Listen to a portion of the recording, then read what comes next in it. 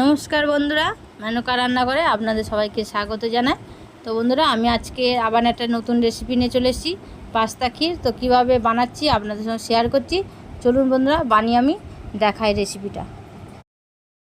তো আমি এখানে হাফ লিটার দুধ নিয়ে নিয়েছি। দুধটা এবার ফুটিয়ে নিচ্ছি, একটু ফুটে যাবে। তারপরে আমি এলাচ দিয়ে দিলাম, একটু ফাটিয়ে দিচ্ছি এলাচটাকে যাতে সেন্টটা খুব ভালো হয়। তো এখানে আমি পাস্তা নিয়ে নিয়েছি, নিয়ে এবার দিয়ে দিলাম হাফ বাটির মতন পাস্তা দিয়ে দিয়েছি। দিয়ে এবার কম আছে এটাকে ভালো করে জাল দেবো, ভালো করে এটাকে ফুটিয়ে নেবো। একদম কম আছে, মাঝে মাঝে নেড়ে নেড়ে দেখতে হবে, নালে তলায় ধরে যাবে।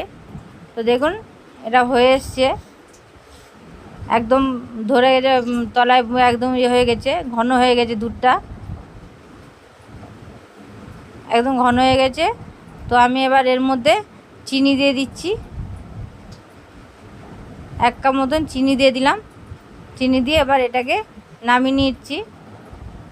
তো দেখুন ক্ষীরের মতন পুরো হয়ে গেছে, একদম ঘন পুরো ক্ষীর হয়ে গেছে। এইভাবে এখন নিলাম কাজু কিশমিশ দিয়ে। তো বন্ধুরা, রেসিপিটা কেমন হলো একবার কমেন্টে অবশ্যই জানিয়ে দেবেন। আর একটা দয়া করে একটা সাবস্ক্রাইব করে দেবেন, আর একটা লাইক করে দেবেন, যাতে নতুন নতুন রেসিপি আবার আপনাদের সঙ্গে শেয়ার করতে পারি। তো এখনকার মতন আবার এলাম, নমস্কার।